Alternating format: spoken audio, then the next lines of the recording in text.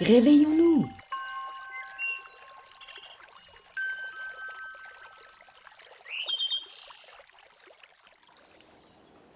J'aime les oiseaux. En fait, j'aime le chant des oiseaux, j'aime la couleur des oiseaux. Tout l'hiver, je nourris les oiseaux, juste pour les avoir dans mon jardin. J'ai pas d'animaux domestiques, mais j'ai les oiseaux dans mon jardin. Je crois que c'est un grand symbole de liberté pour moi, probablement. Liberté et légèreté.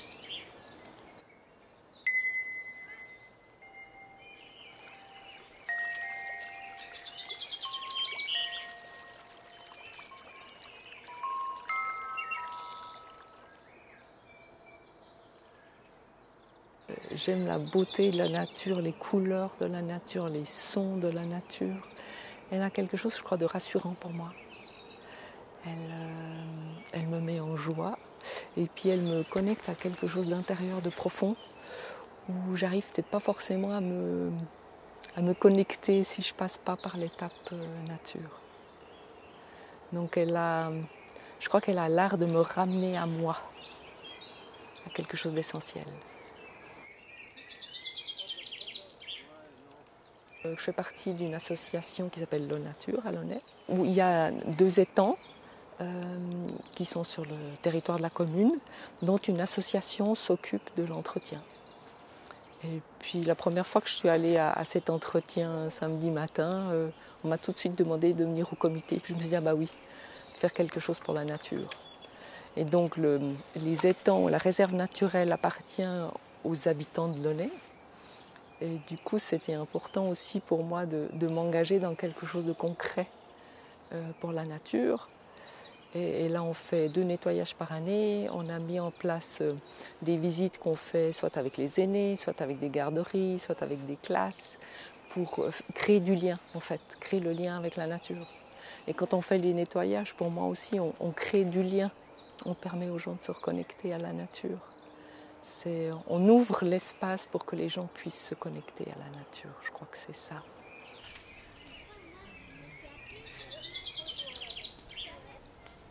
Les fleurs ont toujours été importantes et j'aime bien faire la photo aussi. Et les fleurs, je fais de la macro parce que j'ai plein d'iris dans le jardin et je vais toujours chercher à l'intérieur de l'iris. Je vais voir les couleurs et ça fait des dessins, des formes géométriques. C'est juste magique. Puis du coup, c'est un peu comme les nuages. Je vois des petits personnages où on voit un chapeau, où on voit, je sais pas. Mais c'est plein de mystères et ça m'éveille à des images que je voyais pas. Il y a une espèce de douceur aussi avec les fleurs. Douceur, couleur, odeur, je crois. L'émerveillement, c'est d'arriver dans un endroit comme ça et il se passe tout d'un coup quelque chose à l'intérieur de moi. C'est quelque chose de nouveau, c'est une émotion, je peux être venue ici plusieurs fois. Je veux dire, c'est un parterre de fleurs que je connais et je viens et il se passe quelque chose. Et ça, pour moi, c'est de l'émerveillement.